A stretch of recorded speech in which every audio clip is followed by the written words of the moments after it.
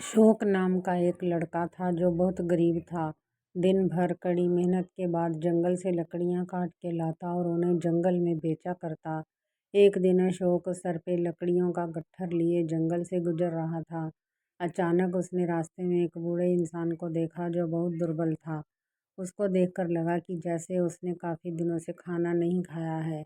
अशोक का दिल पिघल गया, लेकिन वो क्या करता, उसके पास खुद खाने को नहीं था। वो उस बूढ़े व्यक्ति का पेट कैसे भरता, यही सोचकर दुखी मन से अशोक आगे बढ़ गया। आगे कुछ दूर चलने के बाद अशोक को एक औरत दिखाई दी जिसका बच्चा प्यास से रो रहा था, क्योंकि जंगल में कहीं पानी नहीं था। बच्चे की हालत देखकर अशोक से रहा नहीं गया, लेकिन क्या करता बेचारा, उसके खुद के पास पानी नहीं था। दुखी मन से वो फिर आगे चल दिया। कुछ दूर जाकर अशोक को एक व्यक्ति दिखाई दिया जो तंबू लगाने के लिए लकड़ियों की तलाश में था। अशोक ने उसे लकड़ियां बेच दी और बदले में उसने अशोक को कुछ खाना और पानी दिया। अशोक के मन में कुछ ख्याल आया और वो खाना पानी लेकर वापस जंगल की ओर दौड़ा और जाकर बूढ़े व्यक्ति को खाना खिलाया और उस औरत के बच्चे को भी पानी पीने को दिया। ऐसा करके अशोक बहुत अच्छा महसूस कर रहा था। इसके कुछ दिन बाद अशोक एक दिन एक पहाड़ी पर चढ़कर लकड़ियां काट रहा था। अचानक उसका पैर फिसला और वो नीचे आ गिरा।